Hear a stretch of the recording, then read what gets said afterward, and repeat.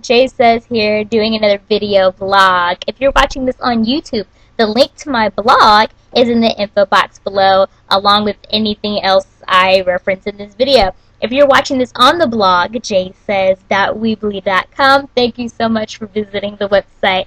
And yeah, anything I reference will be above or below the video. Anyway, today I'm giving a little Janet Jackson tease for all the Janet fans out there. This is a reference to her Rhythm Nation video, one of her epic music videos and signature looks.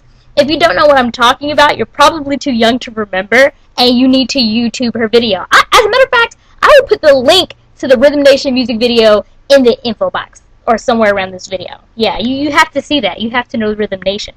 But anyway, that's not what I came to talk about. Although Janet makes me very happy, I'm not talking about Janet today.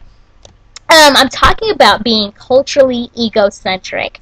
And what I mean about being culturally egocentric is that when basically you take the attitude that your values, your beliefs, your interests, everything that makes up who you are, as far as your demographic is concerned, or what community or background you come from, is more important than anyone else's. Taking the attitude that everything should be centered around you and your culture and where you came from. And that's just, no, that's not a positive attitude to take. I think a lot of times, based on our sexual orientation or our racial background or our religion, we can feel, or anything else for that matter, we can feel victimized, and we can feel like there are injustices handed to us. And part of the reason why injustices and prejudice and discrimination exist is because people are being culturally egocentric and being egotistical and being selfish.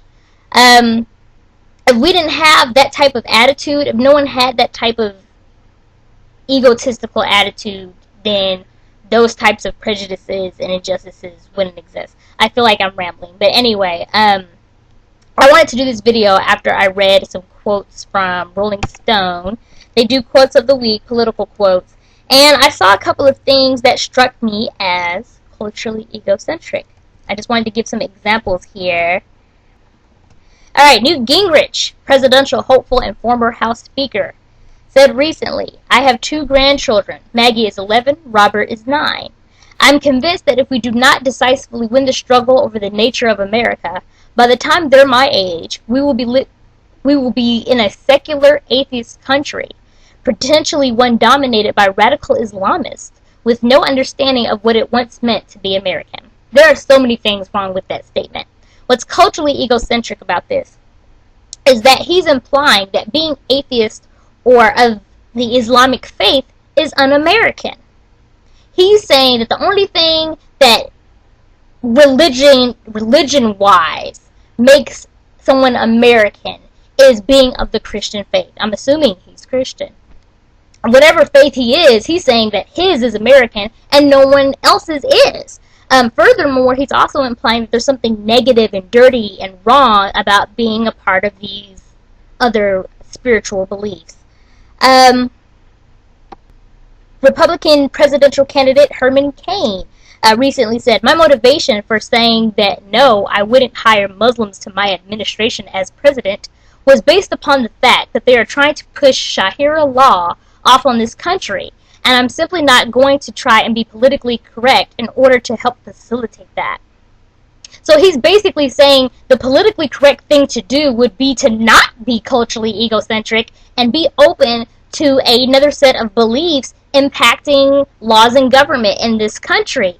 And he's basically saying, no, this might sound politically incorrect, but I'm going to be egocentric about my own faith and say, hey, it's okay for us to base laws on Christian religion and Christian principles. Because I'm a Christian and I feel like my religion is the only thing that matters. It would be wrong. Something would be off if we were to base laws on Sharia law, which I'm assuming is some type of tenet of Muslim beliefs. Again, implying that being Muslim is non-American, and there's something negative and wrong about that. The third quote is from Donald Trump, who has been running around saying lots of things about the president lately. he said this about Obama. I have a birth certificate. People have birth certificates. He doesn't have a birth certificate. He may have one, but there is something missing on that birth certificate. Maybe religion. Maybe it says he's a Muslim. Again, implying that there's something wrong with being Muslim or an American. Being culturally egocentric about his religion and saying, again, Christianity is the only thing that matters. Maybe it says he's a Muslim. I don't know. Maybe he doesn't want that. Or maybe he may not have one. In addition to implying that there's something negative about being Muslim or something un-American about being Muslim, he's implying that our president shouldn't be president because he's not an American citizen. Now, why on earth would you question the citizenship status of Barack Obama? To the point where you're asking him to present you with a birth certificate. There's been so much hoopla and questioning about the status of his birth certificate. Why are we even debating whether he's a citizen or not? Why? Oh, I can't help but feel it has something to do with the fact that his name is Barack Hussein Obama, which isn't a typical American name. And two, he's half African. Now, you can claim all day that it has nothing to do with his racial background, but it does. There hasn't been a single president in our history, or in our recent history, where someone said, hey, are you really a citizen? Are you really eligible to be president? Give me your birth certificate. Show us your birth certificate. Let's prove and make sure you're American. No one else has questioned the citizenship status of any other president except for Barack. Now, what makes Barack different from all of the other presidents? Oh, yeah. There's that weird, culturally different name, and, yeah, he's black. Moral to the story. Being culturally egocentric is being ignorant, essentially. Open yourself up to understanding people of various communities and demographics and backgrounds and cultures. Because again, being culturally egocentric leads to prejudice, leads to discrimination, leads to hatred. The sexism, the racism, the homophobia that's in this country is all because people are being culturally egocentric. The inadvertent prejudice that happens, the subconscious prejudice that happens as a result of being culturally egocentric. It all goes back to that. Stop acting like your struggles are worse than everyone else's.